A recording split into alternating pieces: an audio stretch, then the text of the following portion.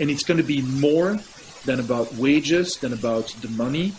It is going to be about, how do we make construction attractive as an industry? And how do we make that workplace, the construction site, attractive as well? So how do we work on the well-being? How do we work on opportunities, training opportunities? How do we create, real career paths for people that are getting into construction? So it's going to be, again, more than just a silver bullet. It's going to be about a lot of things that we will need to put together. Hey everybody, welcome back to the Construction Curiosities newsletter. My name is Matt Graves, and this week we have Sebastien de Ghellinck. Did I say that right? I feel like I butchered it. He's the you had to prep me for it first. So, and Sebastien, he's the founder of Skill Signal and the founder of the Construction Wellbeing Initiative with Princeton University. Thanks, Sebastien. Hey Matt, thank you very much for having me this morning. Thanks for coming on. Can you tell us a little bit about yourself? Sure. So I grew up in Belgium, have been in the United States now since 2009. So it's been a fair while. Lived in Cincinnati, Ohio for a while, and absolutely love the Midwest because of that. And then moved back to New York and New Jersey afterwards for professional reasons. For about 20 years, I worked for banks and insurance companies, building systems and processes for them mostly. And but really my roots back in Belgium are, my family is in construction real estate. So I grew up on construction sites, love it to death. It's just where I, feel like a little kid and just have a lot of fun. So today, starting Skill Signal about 2-3 years ago now, it's really bringing those two things inside of me in one place. My roots, my family roots, and then all of the experience that I created working for those companies where I made a lot of great colleagues and building those systems. And so it just feels like I'm exactly where I was supposed to be. So it feels pretty good. Came all the way back full circle from your roots, exactly. Huh? Exactly. Yeah, it's always great to have that feeling of full circle. So what is Skill Signal? What are y'all doing there? So Skill Signal is actually a company that I started about 3 years ago. And it's all about safety, compliance, and risk control on construction sites. That's all we do. So it's all about construction, and it's all about safety, compliance, and risk control again. And what we've done is we've built a set of mobile applications, because that's the way the world operates today is mobile applications. And as you know, when it comes to safety, when it comes to compliance, there is a lot of repetition. There is a lot of things that need to be done on a daily basis, on a weekly basis. The toolbox talks, the PTPs, the JHAs, all of those processes that we just need to repeat every single day. And it's not why people are in construction. It's not to fill out forms and go through those processes. Although they keep us safe, they're supposed to bring our minds to what we're going to do that day, or train us, or make us better at what we do on construction sites. So what we're really trying to do with Skill Signal is trying to take as much as possible the pain out of that paperwork process. Making it easier, making it more, quicker, more efficient, obviously, by using mobile applications, by using digitization, by using some automations that we build into the platform so that people can, still be 100% compliant, do everything they need to do, and, be completely sure that everything has been taken care of. But at the same time, also very quickly go back to, the actual safety, the actual, crew work, and keeping each other safe on those construction sites. Yeah. I gotcha. And then that project you're working on, I guess, is kind of parlayed into the Construction Wellbeing Initiative through Princeton? Exactly. So the Construction Wellbeing Initiative was actually started this year. And my co-founder, Vivian, she's in Florida. So the two of us actually got this tremendous opportunity to win a a fellowship with partnership with Princeton University, and so for 1 year we have access to this special program research, really, which is based out of the Institute of Behavioral Sciences and Public Policy, which is exactly where we need to be, and so we have access to world-class people from Princeton that are absolutely top of the game in behavioral sciences. They have access to all of the knowledge and actually creating the knowledge themselves, and so it's really making up for extremely interesting conversations and joint research.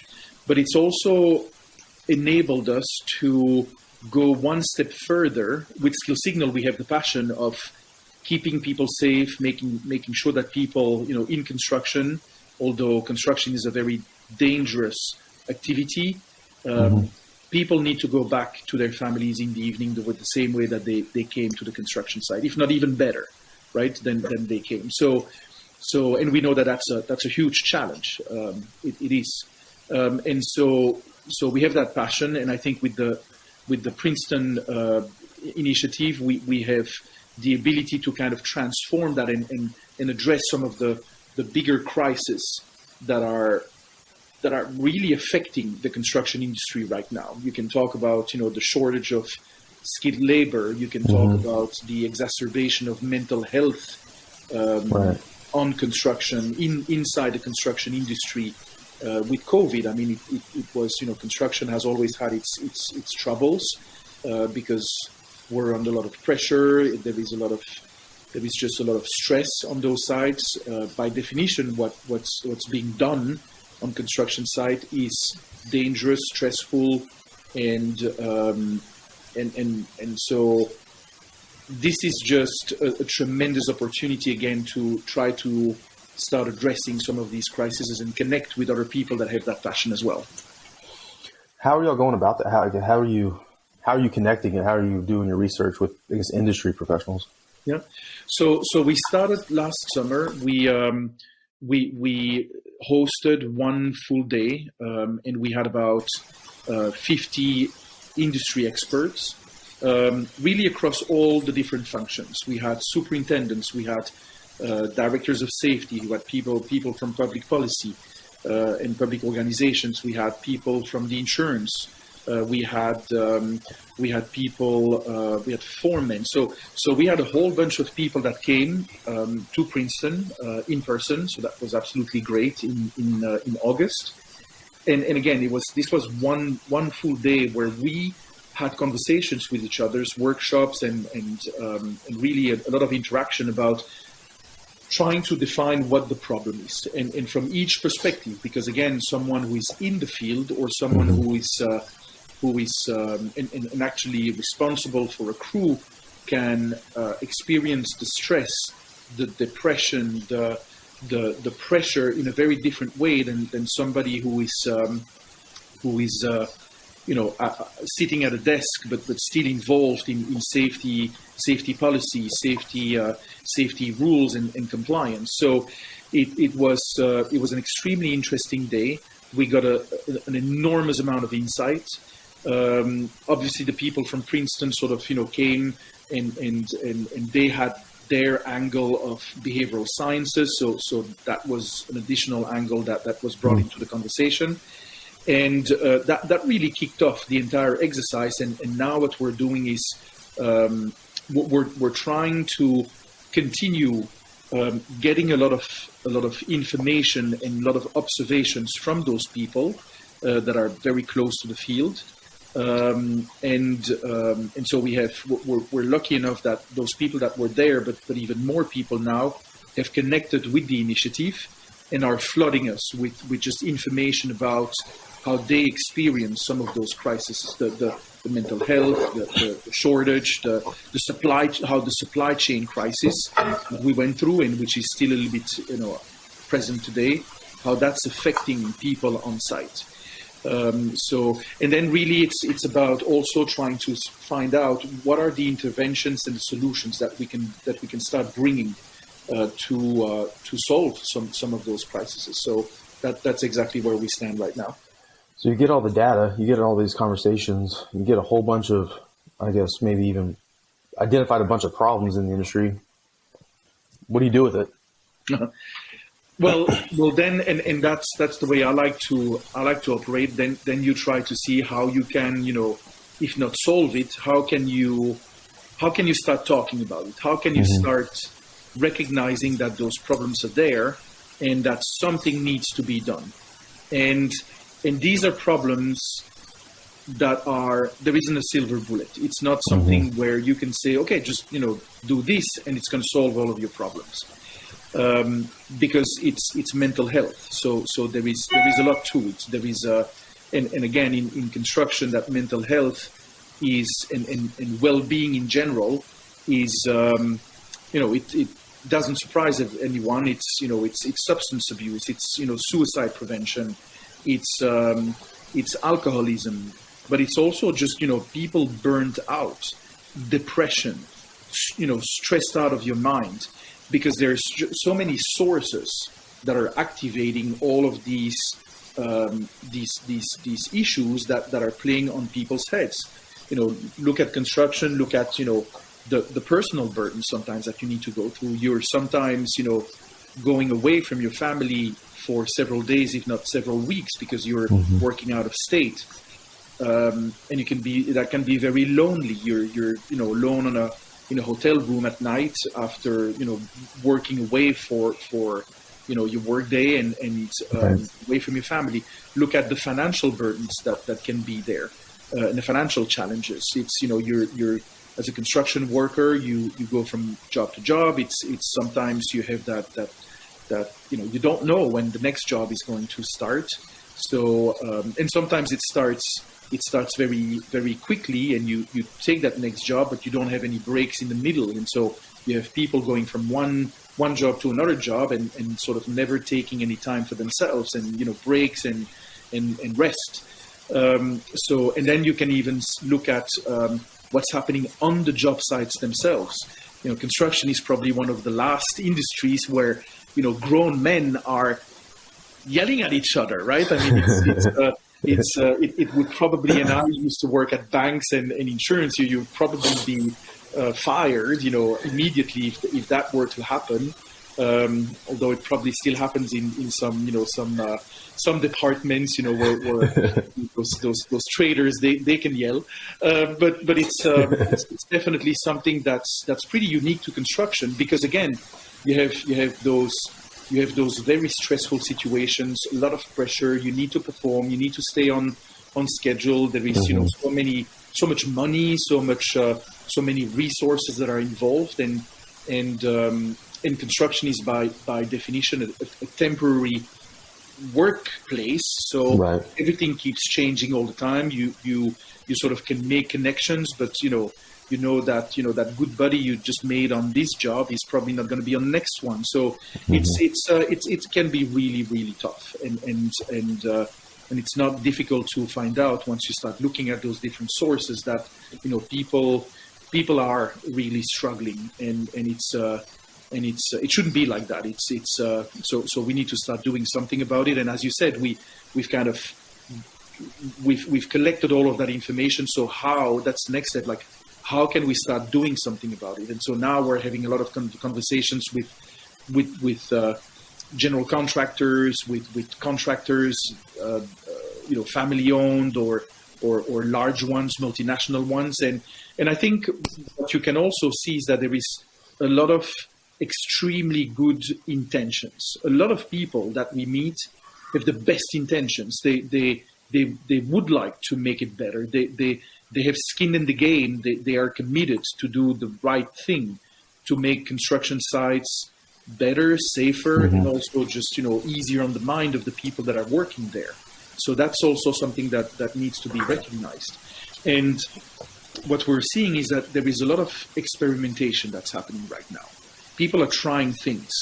And so we have set ourselves up with the initiative to try to collect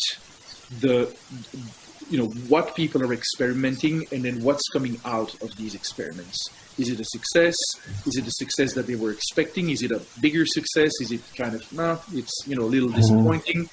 And so again, we've been sort of flooded with those people calling us and emailing us about, hey, I tried this and it gave that sort of result. And I can give you some examples, but we heard about construction companies organizing haircuts. So they bring a barber on site for a couple of hours during lunch breaks, and it's been very well received, because again, from a practical perspective, you start your day at you get going at 4:30, 5:30. You get home, you're physically exhausted. You don't want to have to think about now I need to go to the barber and I need to stay in line, or I need to make an appointment or whatever. So that's an example. We have another contractor that was talking how they started on every one of their jobs. They started bringing and building some simple benches and tables, and very interestingly, and that was for lunch break, so that people could sit, as human beings, having a meal with each other, instead of having to sit down on a box of nails or on a box of screws and each in their corners. And so and then interestingly, since they started doing that, now people are bringing fruit, and now that table usually has some healthy food in the center, and people can just take it when they want it. One of the jobs, when it started getting cold, one of the guys just brought an old coffee machine, and they started making coffee. They had coffee on that table as well.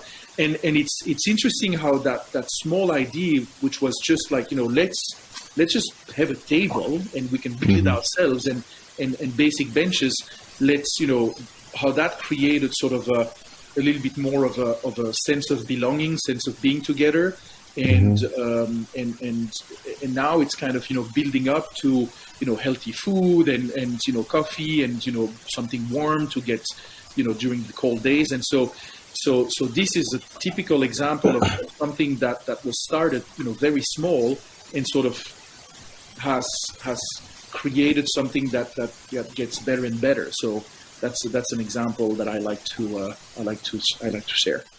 That's fun, because I didn't even think about that, but I used to work for a mechanical subcontractor, and one time I was on a project, and it was me, an assistant project manager, and two superintendents, and we were sharing an office. It was one of the 40-foot connexes, but the 12 foot's the office, and we were all four packed in there. And one day, like, the president of the company basically asked, like, how are y'all such a tight-knit team? You just basically four strangers thrown together. Yeah. And I was thinking about it. I was like, man, every day for lunch, we all bring our lunch, and we sit in this little cramped trailer, basically sitting in each other's laps, and just watching stupid YouTube videos and kind of just laughing and just having a good time. Yeah. And just that little bit of a break during the day, like, I don't know, it just brought us together. It's kind of cool. Yeah, it's and that's exactly what it is. It's, again, there is no silver bullet, right? And again, let's not think that everyone enjoys taking their lunch with strangers, but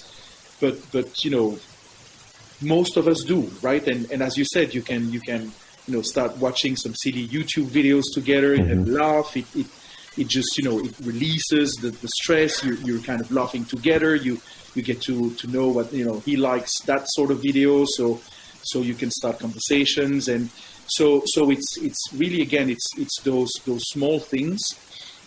Working with Princeton, we also found out that there is a few rules that, like, the human brain obviously is this vastly complex thing, but there are certain things that are emerging from behavioral sciences which are becoming very clear. Like, for example, repetition is 100 times more important than intensity, right? To do something every single day. Look,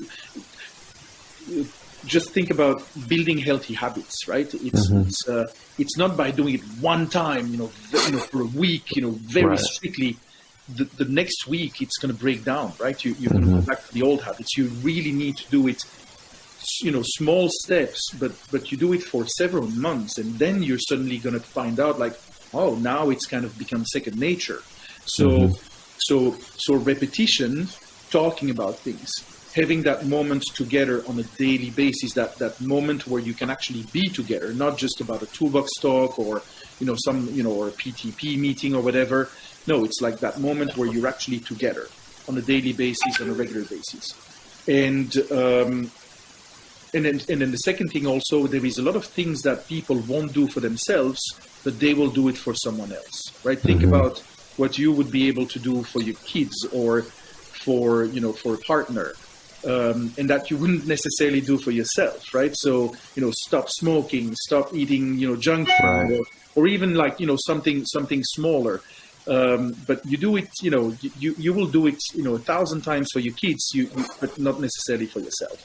So it's creating that sense of belonging, sense of camaraderie, which is so important. And again, a challenge in construction because everything is temporary. You go from job to job, you get to work with a completely different crew. So it's hard to create those relationships, but somehow we need to, because it's really, for the mental health, it helps tremendously.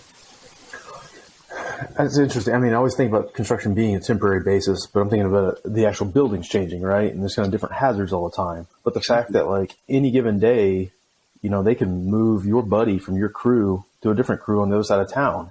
And now it's like your one guy you had to kind of help you mentally survive the day is now gone. It's kind of, I'm putting those pieces together, but it's so true.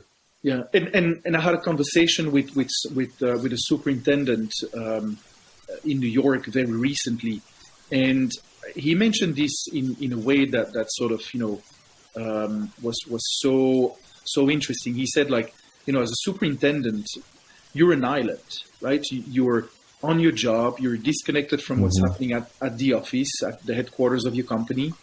You have, you need to take 1,000 decisions a day, but you can't necessarily, take a phone or email someone to help you with those decisions, because a lot of those are snap decisions you just need to make based on your gut feeling and your experience and the knowledge you have.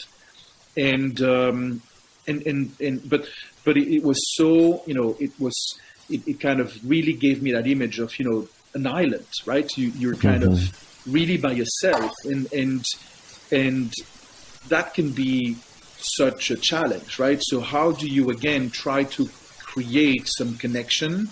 How do you make sure that you are not feeling like an island all the time, and that you have those breaks on a daily basis, on a weekly basis, where you feel deeply connected with people that are basically entrusting their safety and their careers to you, right? So and you do the same. So the superintendent does the same. So I think it's you're absolutely right. Everything is temporary.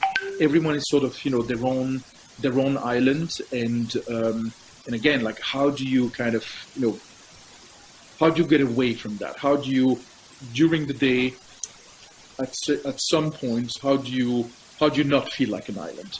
Okay. So during all this research and conversations you've been having, what are some misconceptions that maybe you came in with that you've now proven wrong just about the industry in whole? So I think there is one thing that not a lot of people realize. A lot of people are saying, oh, we can't, we have a labor shortage, right? Skilled labor shortage. We can't find anyone. And everyone is saying, like, oh, it's going to be temporary. We get more people coming into the trades because it's going to get more interesting. People will be, salaries and wages are going up. And so people will flock to the trades because they will want to make more money. And I think one of the misconceptions, and I think it's going to hurt the industry tremendously, is that it appears that that's not exactly how it's going to happen. For one, a McKinsey study just came out and has estimated that this shortage is going to peak in 2027 or 2028. So we're 5 years away from peaking, and people are already saying that they can't find people now. So imagine what it's going to be over the next few years. Number two, we have conversations with people that have been in construction for a long time. They have kids, they have, had a career in construction. They're actively telling their people, don't go in construction. It's too tough, too rough. You have all of these things that we discussed a few moments ago. So they're actively sort of disengaging their kids to go into the trades. And if there is anyone who should be able to kind of lead the way and be an example, is people that have built a career out of the trades. So I think that's also something that people don't necessarily realize, that the younger generation is not interested right now. And plus also that younger generation, when you look at some of those surveys and studies that are being done, they're less interested by wages and salaries than they are that a career should make them happy, should be something that's going to give them opportunities and upskilling and training opportunities. So wages is not the thing that are moving them directly. So I think that's if not a misconception, it's definitely something that I like to point out in the industry, because it is. We believe actually that this is it's an existential threat to the construction industry over the next few years, because we're only going to need more construction workers. And look, there is right now, according to the latest polls, there is around 11 million construction workers in the United States. 11. We're going to need, with all of the spending bills, with our aging infrastructure in the country, with healthcare that needs to be expanded, with some of the industries that were delocalized abroad that are coming back, the chip manufacturers that are coming back to the United States, which is great, by the way. We're going to need an enormous construction force, and it's just not going to be there. So how do you do that? How are we going to address this in the future? And it's going to be more than about wages, than about the money. It is going to be about, how do we make construction attractive as an industry? And how do we make that workplace, the construction site, attractive as well? So how do we work on the well-being? How do we work on opportunities, training opportunities? How do we create, real career paths for people that are getting into construction? So it's going to be, again, more than just a silver bullet. It's going to be about a lot of things that we will need to put together. I feel like it's a complete overhaul of the perception of the industry, really. It's the perception of the industry. It's the realities of the industry. It's the way that the industry has been portrayed, in all kinds of media and around. I think it's really trying to change that. And the good news is, again, changing is possible, right? I mean, there is a lot of good intentions already. I think people are in the industry they're aware. I think the awareness of that crisis is growing. So how, what you can do is you can sort of try to rebalance everything to look, you can go into construction. It's you don't need to go to school for a very long time. And you can live basically debt free. You can start working a little earlier and you're debt free. You can, buy your house much faster and much earlier than someone who would, graduate from college with like an advanced degree and with a lot of debt. You can start a family sooner. You can have hobbies sooner because you have the money as well. So that's kind of on the money side. You can really put that in perspective. I think also, just looking at the way that construction has been growing and has been developing, there is much more technology involved. There is much more advanced, scientific concepts involved. So, today, look at an electrician 50 or certainly 70 years ago. and look at an electrician today, right? Look at the differences. That time it was copper wires, and it was fairly basic, right? So, but now, I mean, look at the way that the expectations of an electrician's working with low voltage and installing networks and LED installations and all of that stuff. It's art. I mean, you need to be really, really good.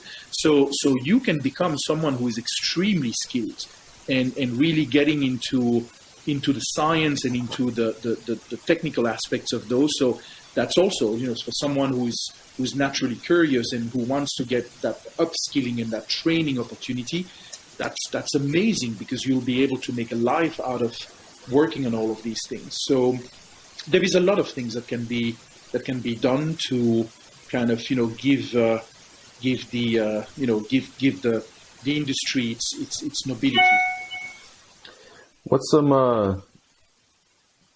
low-hanging fruit that is kind of maybe the average Joe general contractor can do to start kind of changing those misconceptions? Yeah. So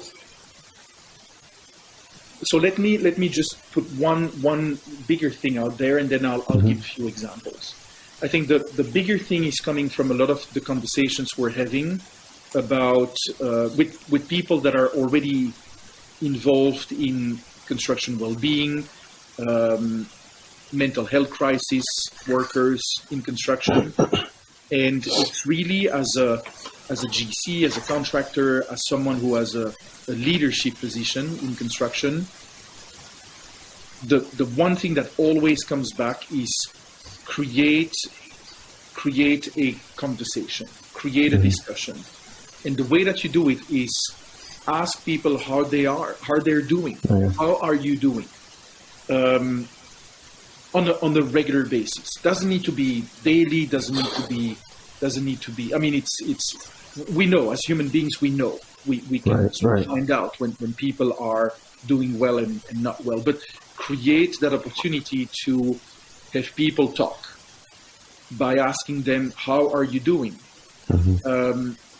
And we haven't done that necessarily in construction, right? We like to say that, man up and, get to work, right? It's great. It's what makes construction great as well. Having that capacity to just, get to work, right? In the harshest conditions. I mean, that's amazing.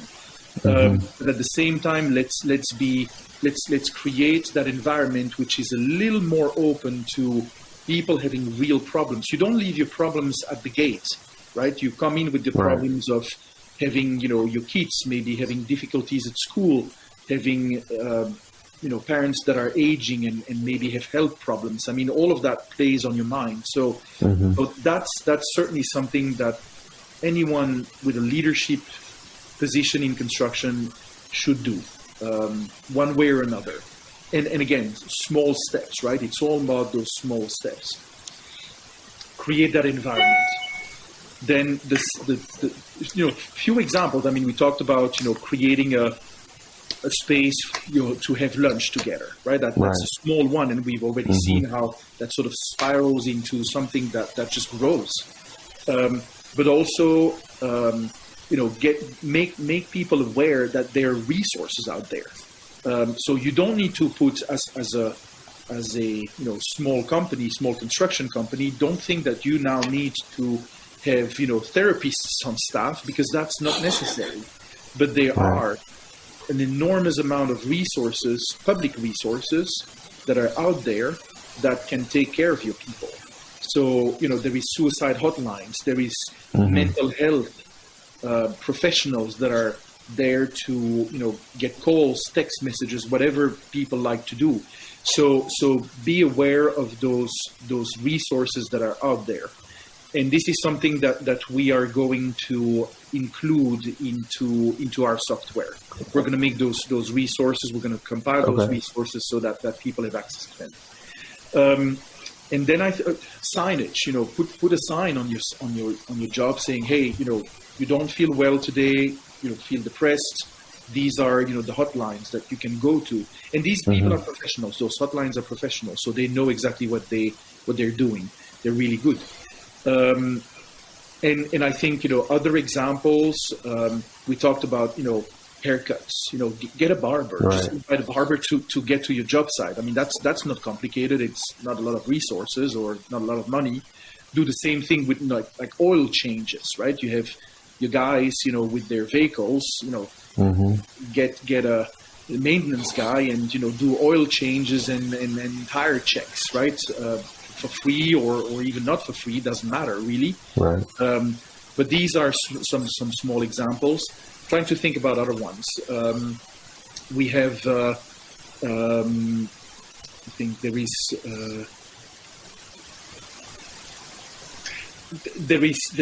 there are things like communications on site, right? Make sure that people know that everything is, in other words, let people know when things are not going well, and we're very good at that in construction.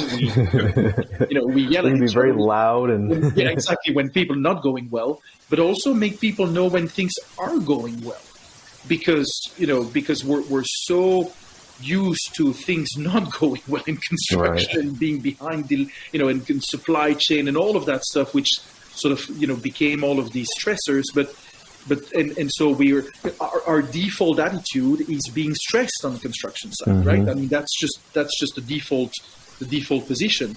So when things are going well, communicate that to the crew as well, and because that's going to take the stress off, and people will just be performing better. It's just a reality. So so that was also something that we heard from one of our the people that intervened is we have started talking about when things are going well as well, and making sure that everyone knows that things are going well, and we've seen notable changes on site. You definitely got to celebrate the wins. I mean, you may be on a tough project with you're behind schedule, you're over budget, and all everything's going against you, but there's got to be a win every now and then. You got to be able to celebrate it and give the guys you can't just keep beating them down. Exactly. Yeah, it's like everyone. You need those victories, right? I mean, people's minds are drawn by by successes, and we can't be beaten down all the time because you even if you're the most resilient person, it's just it doesn't work. So have those victories now and then where everyone can celebrate, everyone can realize that the job's been done and been done well, and it's been a team job, and great. Let's move on to the next one. But let's take a second to really recognize that we won this fight. Well, we're about to wrap this up. Is there anything else you want to touch on before we do? So we are again, the whole Construction Wellbeing Initiative was kicked off in the summer, so fairly recently. We're really at the beginnings. As I mentioned, there is no silver bullet. It's really about compiling all of that information and trying to put together all of those experiments, really, because that's what they are right now. Those experiments that contractors, general contractors are trying as much as we can, analyzing them with the Princeton angle of behavioral sciences, public policy, and human psychology, and trying to see what works about them, how they can be replicated. So we are constantly building out a website, and the website will be wellbeing.construction. It's very simple, wellbeing.construction. So people can go there, and we're going to post resources. We're going to post a database eventually. That's going to happen down the line, probably in 3-4 months from now. We're going to start putting that online, but a database with all of these experiments. So if someone is interested to do something, but they don't know where to start, or they think they have not enough budget, or not enough time to think about it, they'll be able to get there. Wellbeing.construction. And is that live now? It's so right now we actually have the form where people can fill out those experiments. But down the line, we're going to expand that to a full website with the database. So yes, they can already go there right now and make submissions, because that's exactly what we have right now, and that's what we need to promote. is getting as many submissions as we can, so that we can analyze them, we can identify, we can create something that's going to be meaningful. But yes, down the line, expect that there's going to be much more about that. Is that the best way for people to get involved that want to get involved? 100%. Please be in touch. If this, if the subjects of mental health, well-being in constructions are things that are interesting to you, we are tremendously passionate about it. We're really trying to create a network of people that are interested, and happy to discuss these things and come up with ideas, come up with those experiments. So yes, we're absolutely putting together a network, a strong network of construction partners to on a regular basis to try to advance the industry. That's awesome. I know we met on LinkedIn. Is that the best way to kind of network with you? Yep, I'm on LinkedIn. Okay. I'm at Skill Signal, or Sebastien de Ghellinck, my name. Obviously, we have skillsignal.com, which is our main site. There is also a couple of contact forms there that you can fill out. Let us know, yeah, it's something that we're sure that it's going to grow, and we need to grow. We're putting a lot of energy in it, a lot of resources, and because again, this is vital for the industry. Definitely is, and I know I'm thankful that you guys are putting this together. I know that probably a lot of other people in the industry are as well. So keep doing what you're doing. I look forward to seeing it bloom. Thank you very much. Thank you, Matt. It's been a pleasure, and looking forward to continue this conversation with you and many other people.